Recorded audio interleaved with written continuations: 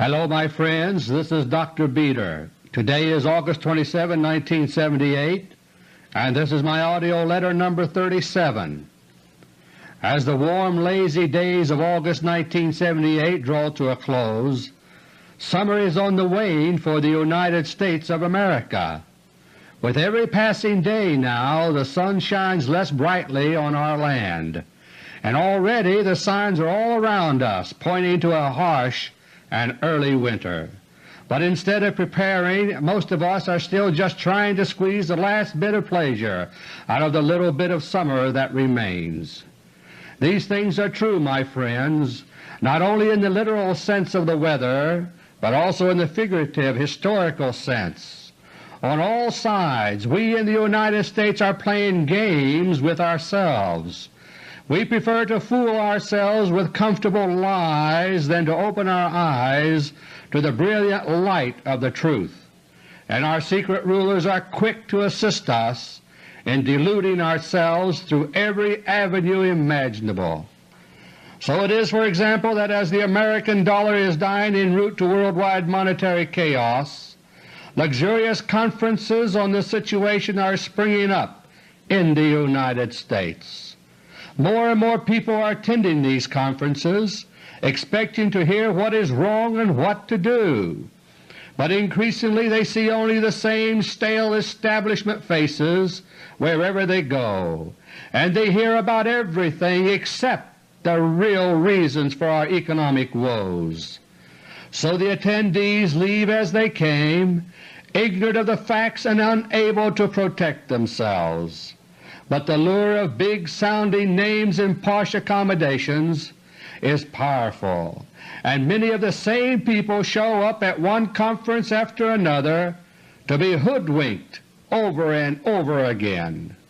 The items that fill the alleged news these days are also a study in distraction and distortion.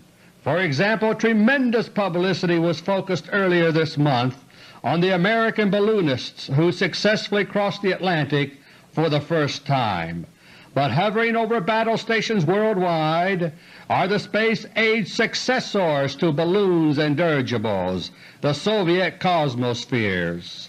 And about these devices, which are a matter of life and death to you, there's a total news blackout. Yesterday a major event took place on the spiritual battleground between East and West. It dominated the news, and yet you were not told what it really meant. I refer to the lightning-fast election of a new Pope who calls himself John Paul I. In recent years many changes have been introduced in Roman Catholic worship. For example, it used to be that every Mass in the free world ended with a prayer for the conversion of Russia. But today, as this prayer is being answered in Russia, it is heard no more in the Catholic Mass. In 1954 the Chase Manhattan Bank became the custodian of the enormous business holdings of the Vatican through tax-exempt trust accounts. Since that time the Church has been losing its sovereignty and is today highly politicized. Soon millions of Roman Catholics will be overjoyed to see the Church shifting its policies to an active anti-Russian stance under the guise of anti-communism. But in reality the Rockefellers want to enlist 700 million Catholics into the war against Russia. As I have explained in my latest two AUDIO letters, the self-styled spiritual communists who run the Kremlin today regard the atheistic communism known as Bolshevism as their #1 enemy, and now the Pope himself is dominated by Bolshevik influences. But the most crisis-oriented person in the world now is Jimmy Carter. The only hint of this in the news is his disengagement from day-to-day non-crisis situations and his lack of concern over disastrous public opinion polls. Jimmy Carter is a man waiting impatiently for his hour to come, an hour of crisis. He spends large amounts of time away from the White House, while medication and other measures are being used to keep him in an artificial, abnormal state of mind. because no man in his right mind could do what Jimmy Carter has promised to do for his masters. When the time comes, Jimmy Carter will be called upon to push the button to launch a nuclear first strike against the Soviet Union. The consequences, my friends, will be unthinkable, but in his present artificial euphoria, Jimmy Carter can hardly wait to do it. It was only last month that I first made public the American shift to a first strike strategy, but the preparations to carry out this strategy are progressing at a feverish pace. Many pieces of the military jigsaw puzzle are not yet in place, however, and the Soviet Union has already learned the plan through the efforts of their own KGB. The Russians have their own countdown in progress toward the first strike, as I explained 4 months ago in AUDIO LETTER No. 33. Meanwhile, they are working fast to thwart the American plan. Regardless of which side succeeds in striking first, the American people and to a lesser extent the entire West will lose. The pathetic civil defense television programs which are being rushed into production now to show just before a nuclear war will do us very little good, my friends. Only if you know the plan will you have any chance to see what is happening in time to protect yourself. There's no timetable, my friends, but we may well have seen our last summer at peace before Nuclear War I. My 3 topics for today are: Topic number 1, the Middle East Road to an American First Strike. Topic number 2, Russia's Asian Counter-Strategy for a First Strike. And topic number 3, the Era of the American Refugee. Topic number 1. For nearly a year now the controlled Carter administration has been in a concealed state of crisis on the road to Nuclear War I. It was 11 months ago to the day, September 27, 1977, that America lost the secret battle of the Harvest Moon in space. Suddenly America's ace in the hole for the coming war, the secret beam weapons base on the Moon, was gone. As I revealed in detail that month in AUDIO LETTER No. 26, the most decisive battle of the 20th century had just taken place. Our secret rulers reacted at first with stark fear and near panic. At first they pretended to capitulate to the Russian Harvest Moon ultimatum for surrender by means of SALT II disarmament. Then, as the initial shock wore off, they began stalling tactics to hold off the Russians while they tried to figure out what to do. Meanwhile, the Russian Navy swarmed into attack positions around the United States during October 1977. At the same time, the Soviet Union wasted no time in following up on their Harvest Moon space victory. Manned Cosmos interceptor killer satellites, using charged particle beam weapons, began clearing the skies of American spy satellites. Having evicted America from the Moon, the Soviet Union also activated a moon flight program to seize the Moon for its own particle beam weapons installations, of which there are now 7 on the near side. And to ruin any chance that the United States might send more men to the Moon, our secret orbital way station in the military moon program was destroyed. On October 18, 1977, as I reported in AUDIO LETTER No. 27, Skylab was shot down over the United States by a Cosmos interceptor killer satellite, and with it went the 5 American astronauts who were secretly aboard at the time. Since that time the pace of events has been very fast, as I revealed for you month by month. But the first strike strategy which has now been adopted by the United States first began to surface 9 months ago in November 1977. There were 3 separate developments, and they took place with blinding speed, all within a week's time. First there was the so-called Sadat Peace Initiative quote-unquote, to Israel. It began on November 14 during television interviews, of all things, in which President Sadat of Egypt and Prime Minister Begin of Israel committed themselves to a face-to-face meeting. Only a week later Sadat was already returning home from his rush trip to Jerusalem, which generated euphoria on all sides. But as I told you then, Sadat's actions were destined to lead to war, not peace, and now the Middle East is approaching the boiling point. Like the Sadat trip to Israel, the second major development also began on November 14. On that day the Shah of Iran arrived in Washington on a rush visit, which ended 2 days later. No reason was given publicly for his hurry-up trip, but as I told you then, it was linked to the startling events in the Middle East.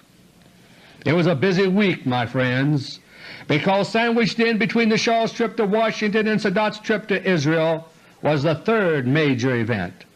On November 18, the Voice of America broadcast a threat of preemptive war against Russia, for which I quoted that month in AUDIO LETTER No. 28. That threat was premature, a bluff brought to nothing by the Soviet Navy, which swarmed into attack positions again, but it was a taste of things to come. 4 months ago, in April 1978, Secretary of State Cyrus Vance went to Moscow in response to a renewal of the Harvest Moon salt surrender ultimatum of 6 months earlier. While there, he was provided with crucial information by the Korean Airliner Intelligence Mission, which I detailed for you in AUDIO LETTER No. 33. And as soon as he returned to Washington, our secret rulers decided to implement contingency plans for a first-strike nuclear strategy. Since that time, the United States and the Soviet Union have been in a race against time, each trying to beat the other into position to launch a decisive surprise attack. In this topic I will outline the American strategy. With that in mind, you will find it much easier to understand the Russian strategy when I outline that in topic number 2. The strategic goal in the new American First Strike strategy is to undo the total Russian military domination of space, which began 11 months ago. We often hear these days about our so-called triad of strategic weapons, meaning ICBMs, missile-launching submarines, and bombers. The Russians, of course, possess a similar triad, which in fact is now more powerful than our own. But today the Soviet Union possesses in addition a space triad of strategic weapons, and the central objective of the American surprise attack plan is to bring to ruin the Russian space triad. One leg of the space triad is the Moon, which bristles with Russian particle beam weapons. They can blast almost any spot on Earth within the course of any 24-hour period. Whenever the Moon is above the horizon where you are subject to practically instantaneous attack from the Moon. The second leg of the Soviet space triad is the fleet of Cosmos Interceptor killer satellites in orbit around the Earth. These space-age sentinels are manned and armed with charged particle beam weapons with which to blast all non-Soviet military satellites out of existence. Months ago they completed the task of wiping out all of America's early warning and spy satellites, making necessary the Korean Airliner Intelligence Mission of 4 months ago.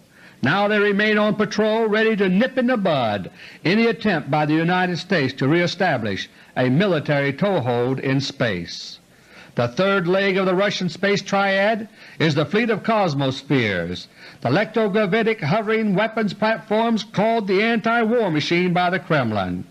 As I discussed last March in AUDIO LETTER No. 32, the late great General Thomas Power gave a public warning 13 years ago about the coming threat from these platforms, but he was ignored.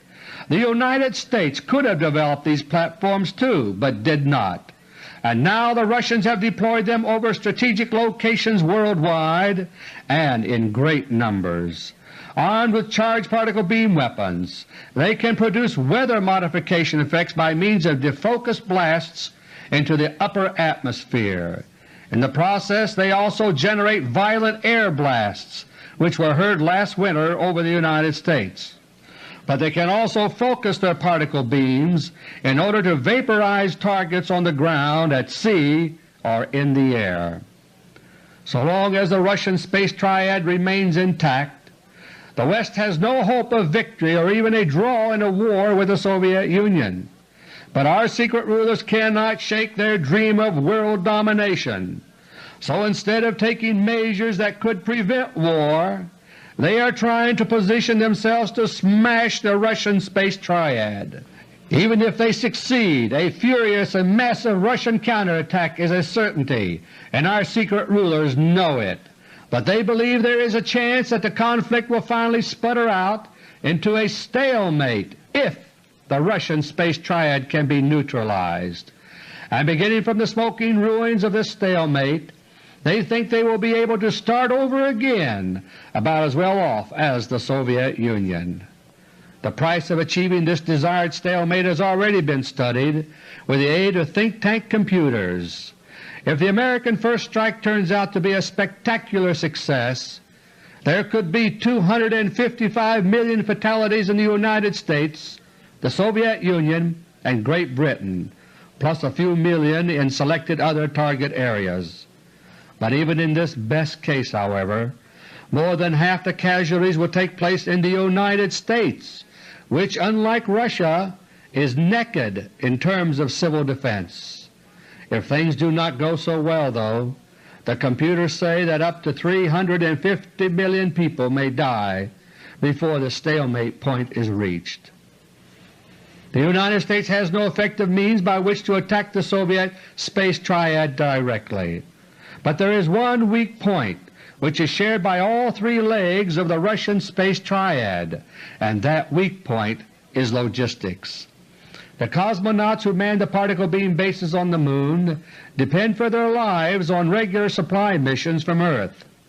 Likewise, the Cosmos interceptors in Earth orbit can remain operational only so long as their crews can be rotated and resupplied from Earth.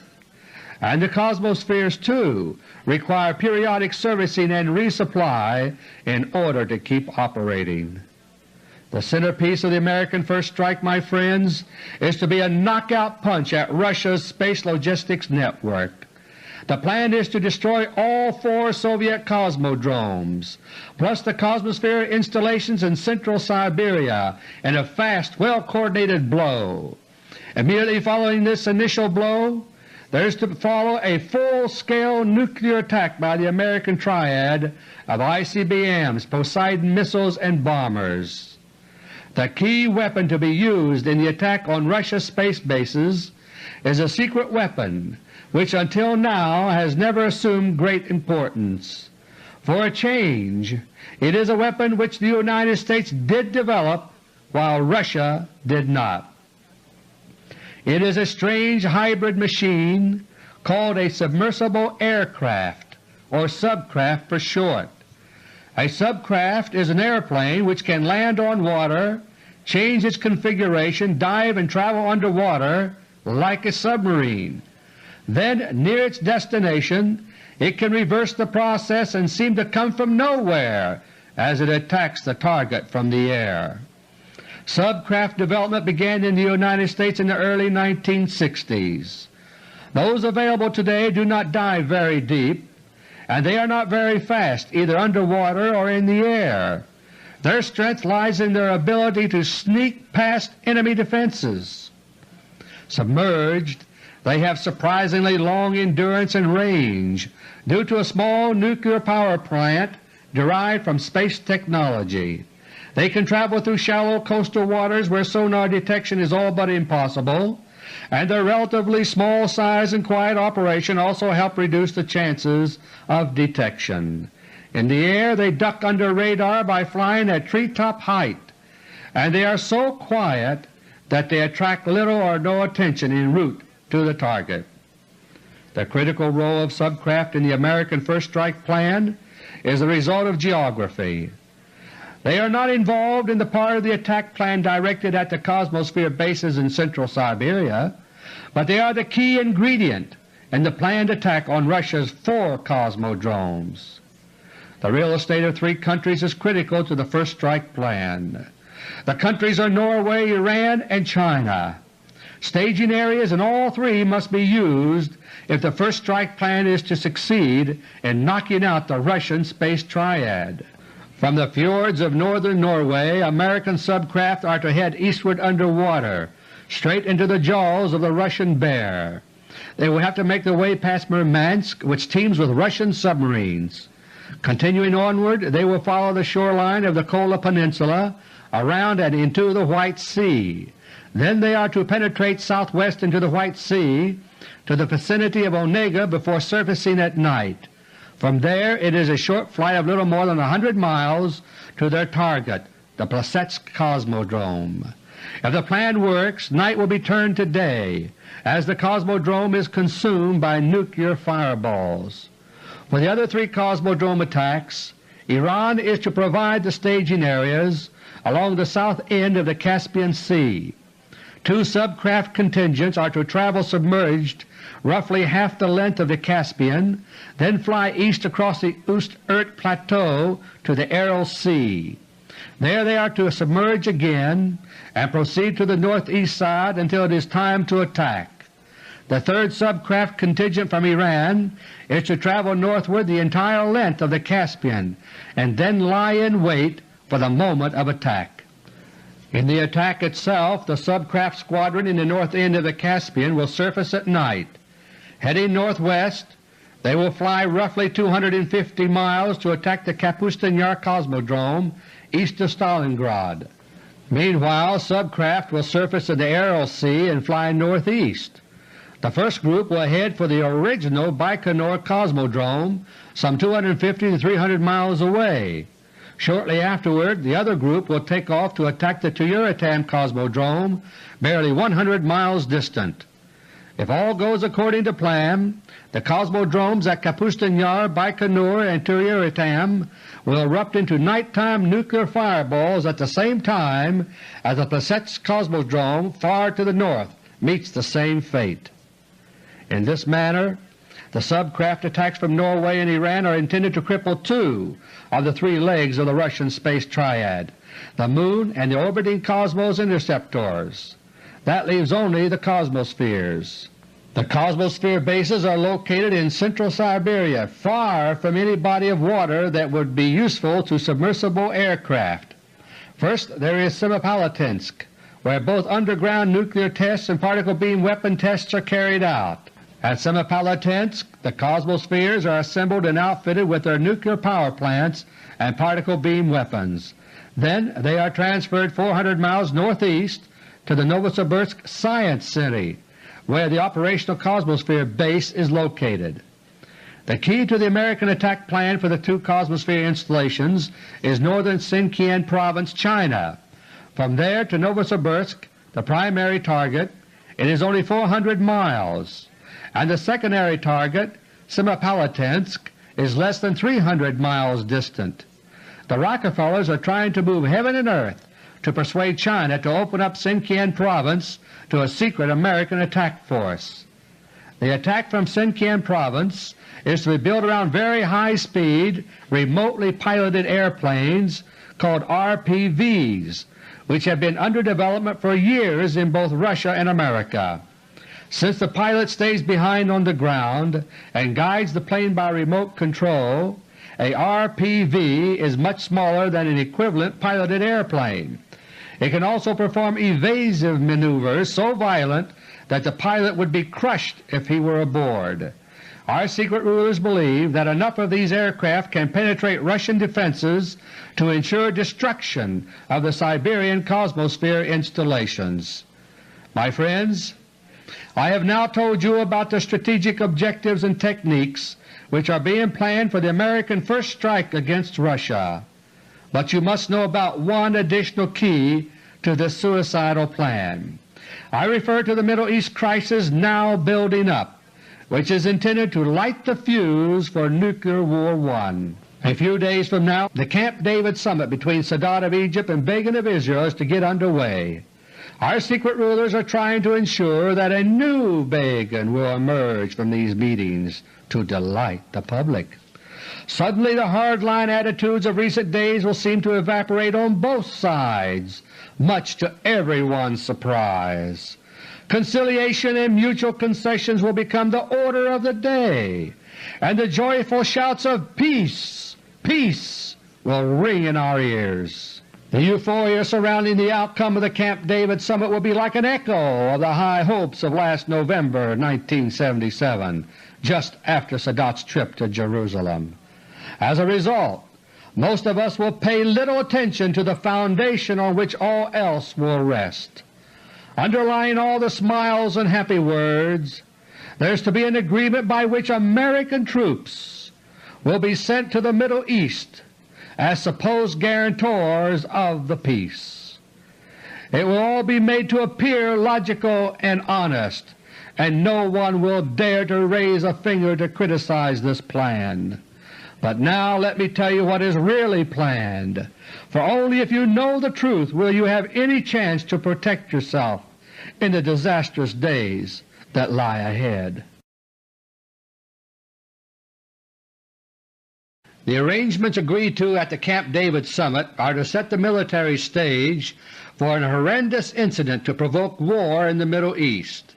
The overall plan is an update of the one I described nearly 3 years ago in AUDIO LETTER No. 6 for November 1975.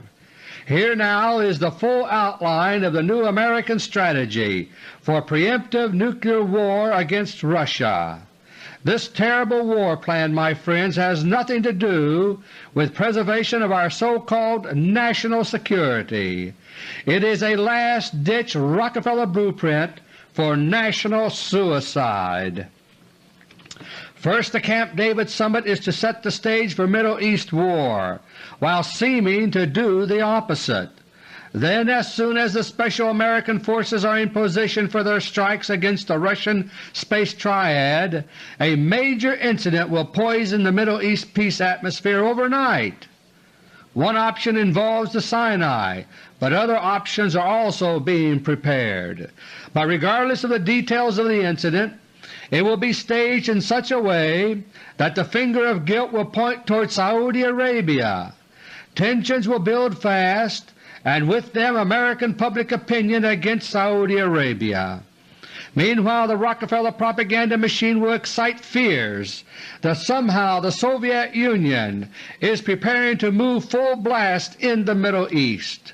There will be additional incidents and clashes, and the very existence of Israel will appear to be at stake. At the same time, Americans will be reminded of the key role of Israel as a military ally in the Middle East.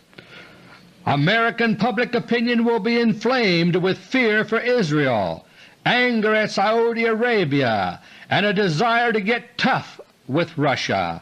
And then it will happen.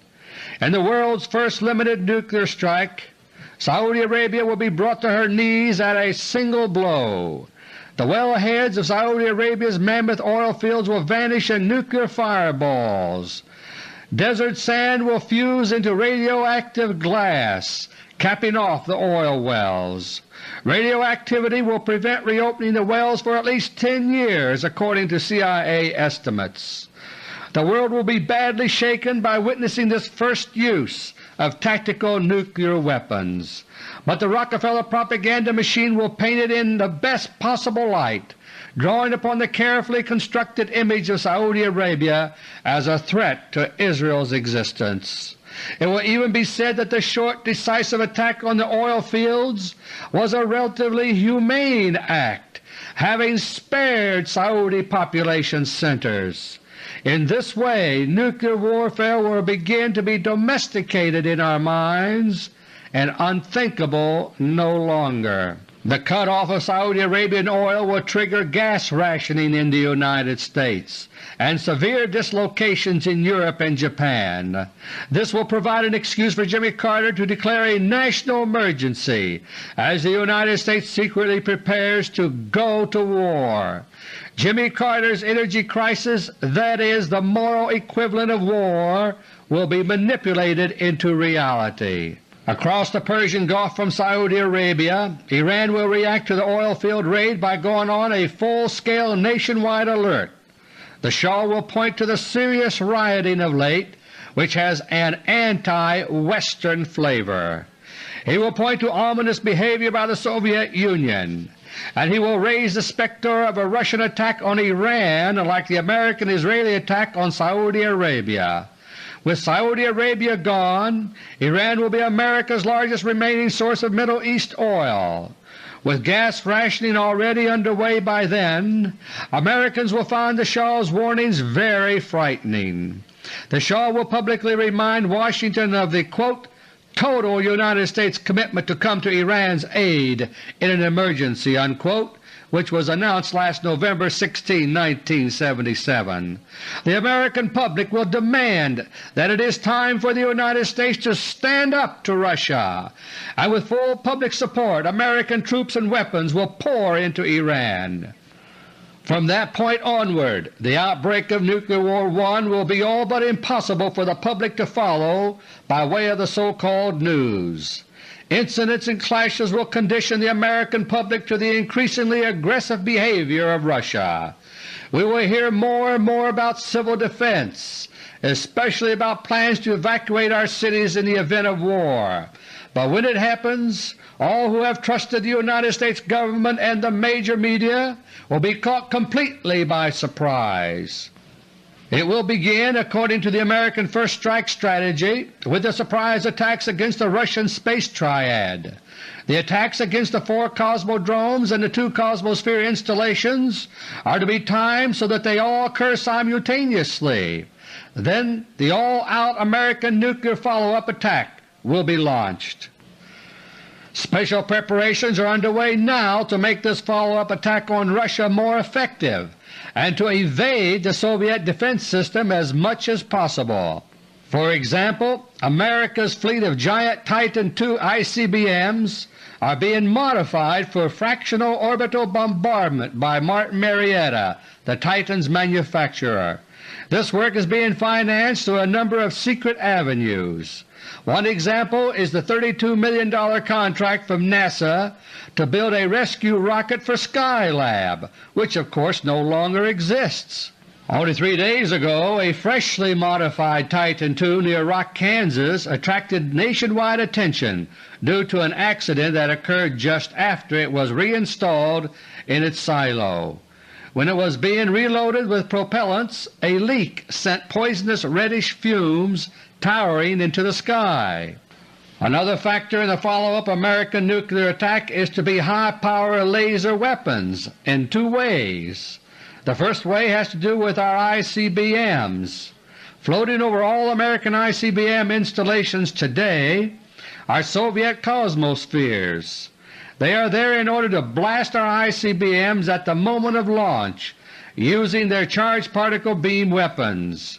But one of the secret American weapons programs to which I have referred in recent months is the laser program. Some time ago laser scientists solved a major technical problem in high-power laser weapons. Called thermal blooming, this problem made lasers relatively ineffective when fired within the atmosphere. But now high-power lasers are being deployed near our major ICBM bases. Just before the missiles are launched, these lasers will be used, if possible, to shoot down the threatening Cosmospheres. Then the missiles will be launched at Russia. The other role of lasers in the coming war is to involve the Moon.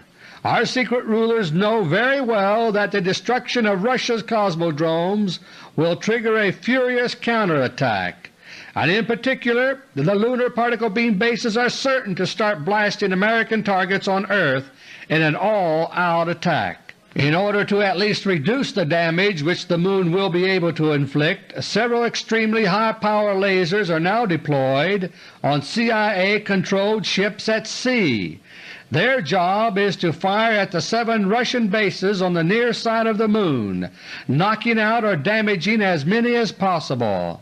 Thus a beam weapons battle is shaping up for the early moments of Nuclear War I between the Earth and the Moon. It will be the earthbound mobile lasers of the United States pitted against the charged particle beam weapons of Soviet Russia on the Moon. The American lasers are no match for the Russian particle beams, but our secret rulers view this as a way to cut their losses. Even if only part of the Moon bases are silenced by lasers, they will reduce the damage that can be inflicted by the others while their supplies are running out. When the American first strike takes place, these are the things that are planned. But for those of us sitting at home when the air raid sirens begin to blare, none of this will be apparent.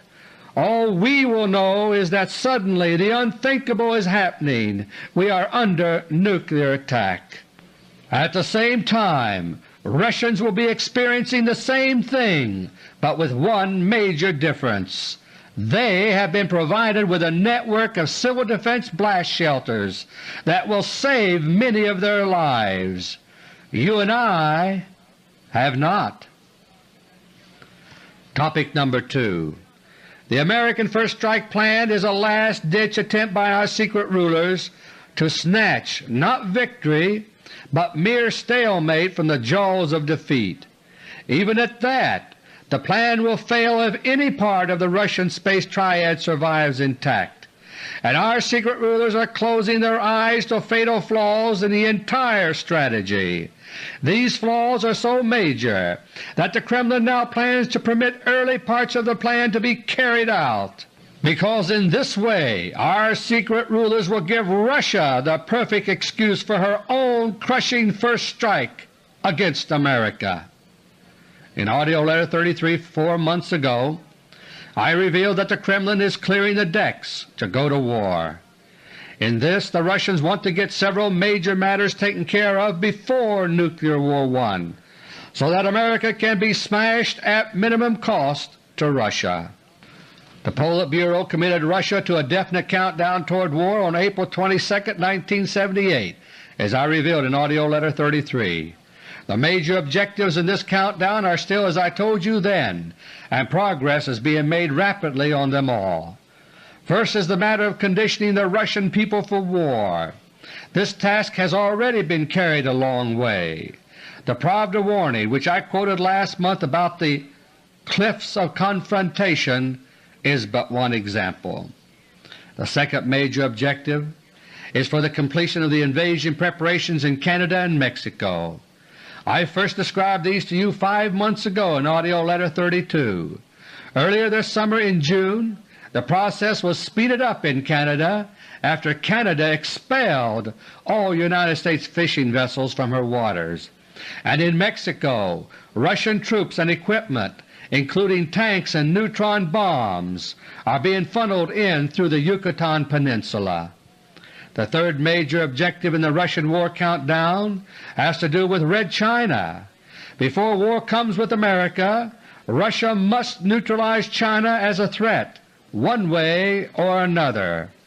And now that China is intended by the Rockefellers to play a role in the American First Strike Plan, China has become a top priority item on the Kremlin agenda. In connection with the American First Strike Plan, which has been known within the Kremlin since early June, Russia has also singled out Norway and Iran for special attention. Since June 29, Russian intelligence ships of various types have been repeatedly stopping in Norwegian territorial waters off northern Norway. They are scouting out the staging area from which American subcraft will be launched to attack the Plesetsk Cosmodrome.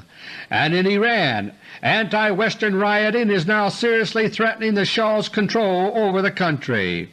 Should he be toppled from power in an anti-Western coup or revolt, Iran will be lost as an asset in the American First Strike Plan. The door to attack on 3 of Russia's 4 cosmodromes would be closed. But Iran and Norway are small potatoes compared to China. For the short term, Russia wants to protect her Cosmosphere installations by denying American access to China's crucial Xinjiang province. But more than that, the new Asian Axis is in gestation, about which I warned 5 years ago in my book, The Conspiracy Against the Dollar. Earlier this month, on August 12, 1978, Japan and China did sign the Treaty of Friendship and Cooperation, about which I reminded you last month, and Japan did succeed in obtaining the auxiliary clause I described last month. It states in effect that the treaty is not directed against Russia. Japan is becoming the pivot of the new Asian axis, but the focus is now on China. Right now Russia is holding out both the carrot and the stick to China. The carrot is the promise that if China will align herself with Russia, China will share in the fruits of Russia's still growing power. The stick is the threat that if China does not abandon her anti-Russian politics, she will be in deep trouble militarily. To drive home this point, Soviet encirclement of China with Soviet client states is continuing. Recently, for example, Vietnam has been increasingly belligerent toward Red China, and even border fighting has taken place in the past several days. And Laos and Afghanistan are both receiving huge stores of arms from Russia. Verbal abuse between Moscow and Peking is going on as usual right now, but Chairman Hua's unprecedented trip this month from China to Romania and Yugoslavia tells the real story. It all began last May when Premier Ceausescu of Romania went to China and received a tumultuous welcome there.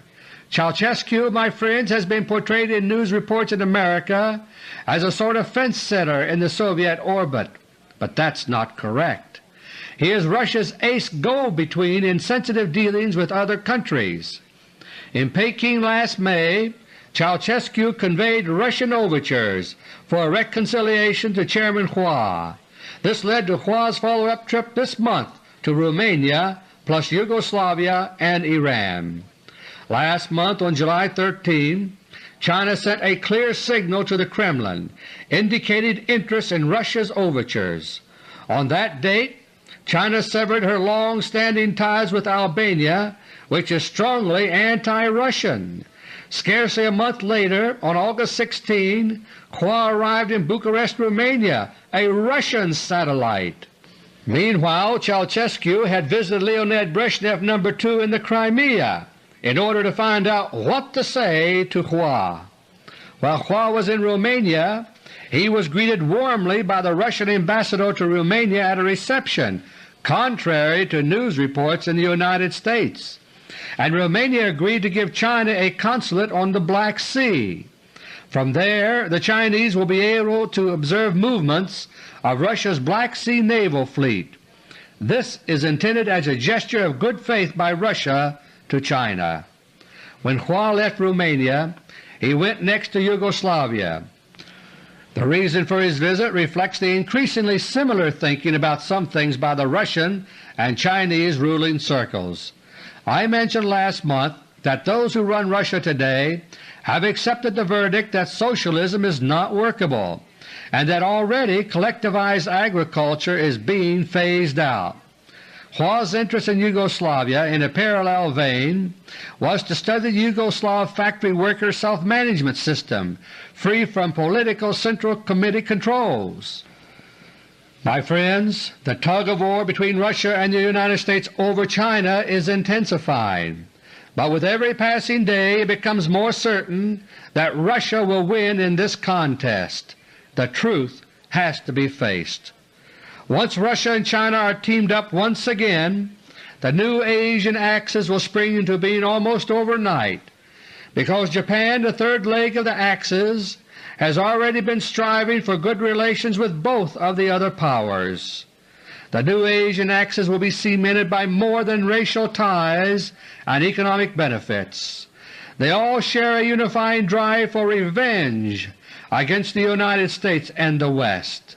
For untold suffering on their part during the past 80 years, they intend to repay us double. With China in hand, Russia will be ready to set her own first strike plan in motion. First, she will allow our secret rulers to begin the war sequence, whether in the Middle East or elsewhere. In this way the Kremlin will be able to rally the Russian people completely for war. Meanwhile, if the Russian overtures to China now underway are successful, Chinese troops will join the primarily Asian Soviet invasion forces in Canada and Mexico. Without the Asian expertise of their late brother John D. III, the three remaining Rockefeller brothers will discover too late that they have lost China to Russia. Without China, the Cosmosphere leg of the Russian space triad will be safe from the American first strike, and the plan will fail. In the end, even the attack on the Cosmodromes will be partially thwarted, but our secret rulers will go ahead with this final kamikaze plan. But even before the Middle East erupts, the Kremlin plans to start increasing the pressure on America by means of geophysical warfare, including both weather manipulation and artificial earthquakes. Right now, America's weather is being tortured by our own secret rulers. They are using the coastal weather control grids I told you about 3 months ago in AUDIO LETTER No. 34. This is being done in order to create deliberate food shortages, to help in controlling you and me through the old Bolshevik weapon of hunger. It is also being done in order to ruin thousands of American farmers. In this way, their land can be grabbed up in the corporate collectivizing of agriculture now underway here in the United States. At this very moment, in fact, the Rockefeller weather control grids are being used in an attempt to bring on widespread killer weather patterns. If they succeed, great masses of corn, soybeans, and certain feed grains will be wiped out. But the Russian weather modification by means of their cosmospheres planned for this winter will not be economic but military in its objectives. As for the artificial earthquakes, that has already begun. In AUDIO LETTER No. 24 from May 1977, I gave the locations of 7 Russian superbombs planted deep in the ocean trenches around the Philippines. Since then, I have also made public the Russian program of planting and detonating powerful cobalt bombs undersea around the Pacific Rim. These have produced numerous earthquakes, increasing the stresses in the earth around the Philippines. When the stresses are high enough, the superbombs will be set off to devastate the Philippines and shake the whole Pacific Rim, the Ring of Fire. Those stresses are nearing the critical point now. 3 months ago the long silent Mayon volcano in the Philippines began erupting, and late last month the nearby Bulasan volcano began a spectacular eruption after a silence of 56 years. As I explained in AUDIO LETTER No. 24, the earthquake catastrophe to come in the Philippines is intended also to devastate America's west coast, and the Russians are leaving nothing to chance. At least 9 cobalt bombs with varying yields have now been planted in the vicinity of the San Andreas Fault. They stretch from the north end of the Gulf of California to a point about 40 miles west of Point Delgada in northern California. Several of these are inland, one in the Salton Sea northeast of San Diego, one in an abandoned mine shaft 3 miles southeast of Palmdale, and one in the San Luis Reservoir southeast of San Jose.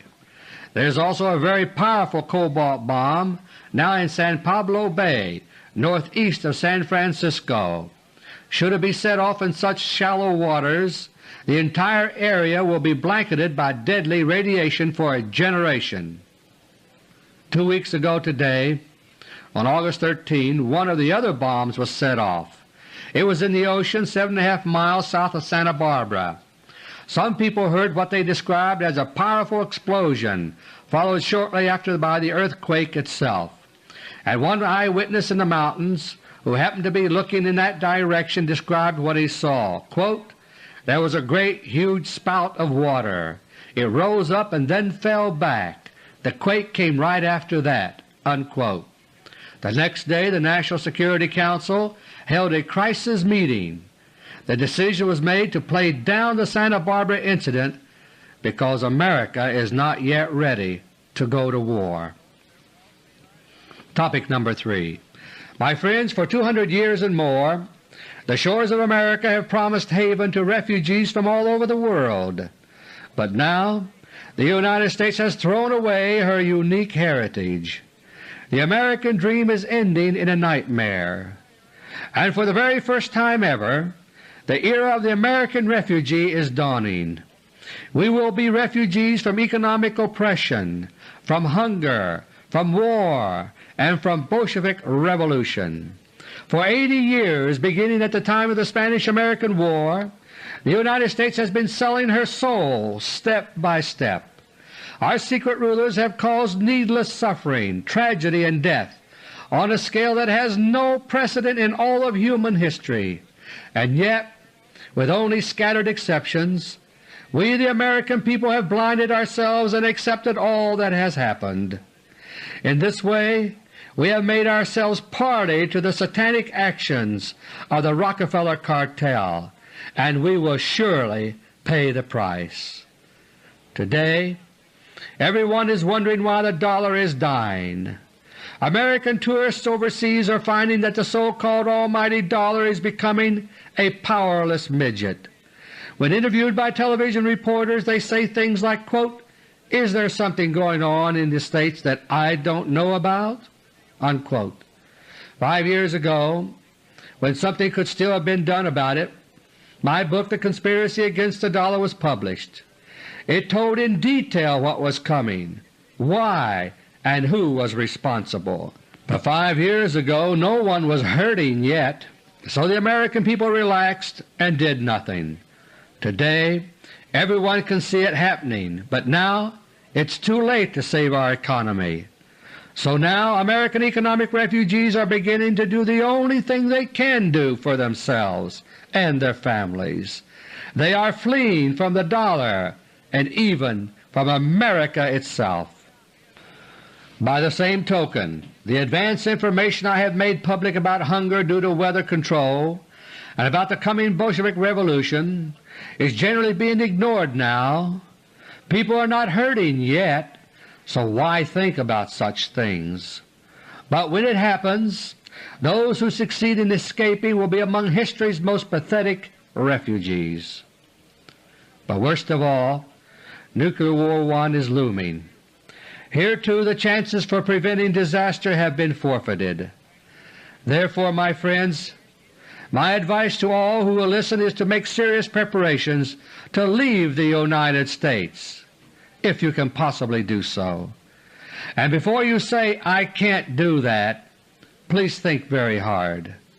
On the day that nuclear fireballs and Asian armies sweep across our land, will you suddenly realize that you could have left if you only had tried?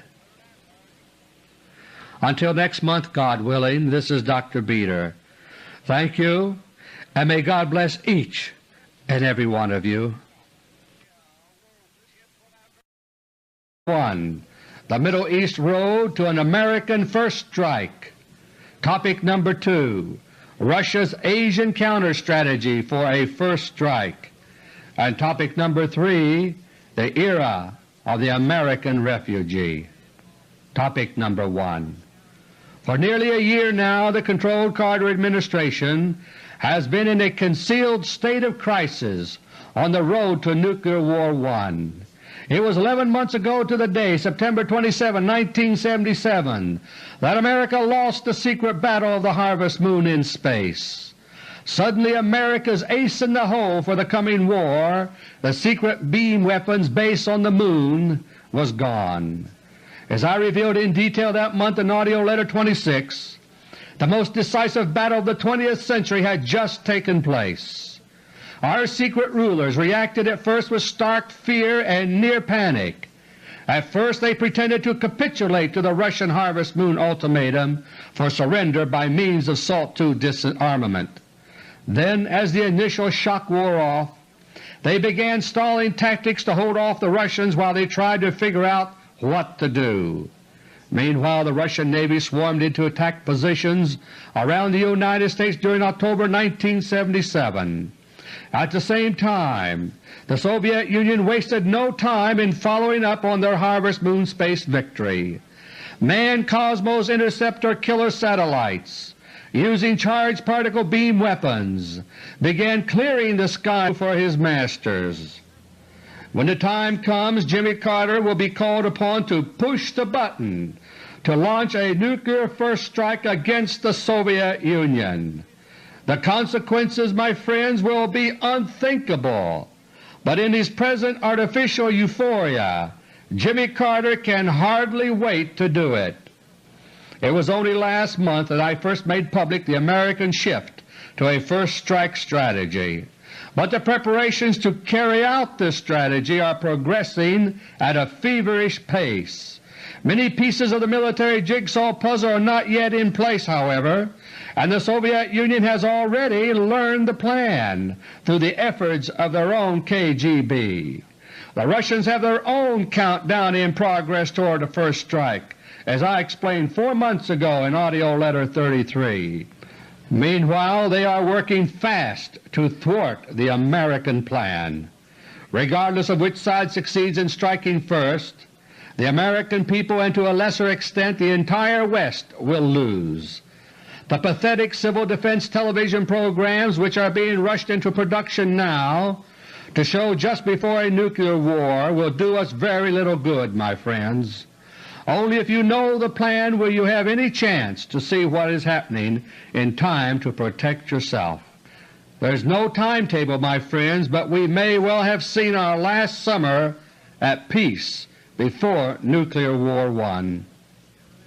My 3 topics for today are: Topic number 1. In 1954, the Chase Manhattan Bank became the custodian of the enormous business holdings of the Vatican through tax-exempt trust accounts. Since that time, the Church has been losing its sovereignty and is today highly politicized. Soon millions of Roman Catholics will be overjoyed to see the Church shifting its policies to an active anti-Russian stance under the guise of anti-communism. But in reality, the Rockefellers want to enlist 700 million Catholics into the war against Russia. As I have explained in my latest 2 AUDIO letters, the self-styled spiritual communists who run the Kremlin today regard the atheistic communism known as Bolshevism as their #1 enemy. And now the Pope himself is dominated by Bolshevik influences. But the most crisis-oriented person in the world now is Jimmy Carter. The only hint of this in the news is his disengagement from day-to-day non-crisis situations and his lack of concern over disastrous public opinion polls. Jimmy Carter is a man waiting impatiently for his hour to come, an hour of crisis. He spends large amounts of time away from the White House, while medication and other measures are being used to keep him in an artificial, abnormal state of mind, because no man in his right mind could do what Jimmy Carter has promised to do. Hello, my friends. This is Dr. Beter. Today is August 27, 1978, and this is my AUDIO LETTER number 37. As the warm, lazy days of August 1978 draw to a close, summer is on the wane for the United States of America. With every passing day now the sun shines less brightly on our land, and already the signs are all around us pointing to a harsh and early winter. But instead of preparing, most of us are still just trying to squeeze the last bit of pleasure out of the little bit of summer that remains. These things are true, my friends, not only in the literal sense of the weather, but also in the figurative, historical sense. On all sides we in the United States are playing games with ourselves. We prefer to fool ourselves with comfortable lies than to open our eyes to the brilliant light of the truth, and our secret rulers are quick to assist us in deluding ourselves through every avenue imaginable. So it is, for example, that as the American dollar is dying en route to worldwide monetary chaos, luxurious conferences on the situation are springing up in the United States. More and more people are attending these conferences, expecting to hear what is wrong and what to do. But increasingly they see only the same stale establishment faces wherever they go, and they hear about everything except the real reasons for our economic woes. So the attendees leave as they came, ignorant of the facts and unable to protect themselves. But the lure of big-sounding names and posh accommodations is powerful, and many of the same people show up at one conference after another to be hoodwinked over and over again. The items that fill the alleged news these days are also a study in distraction and distortion. For example, tremendous publicity was focused earlier this month on the American balloonists who successfully crossed the Atlantic for the first time. But hovering over battle stations worldwide are the space-age successors to balloons and dirigibles, the Soviet Cosmospheres. And about these devices, which are a matter of life and death to you, there's a total news blackout. Yesterday a major event took place on the spiritual battleground between East and West. It dominated the news, and yet you were not told what it really meant. I refer to the lightning-fast election of a new Pope who calls himself John Paul I. In recent years many changes have been introduced in Roman Catholic worship. For example, it used to be that every Mass in the free world ended with a prayer for the conversion of Russia, but today, as this prayer is being answered in Russia, it is heard no more in the Catholic Mass.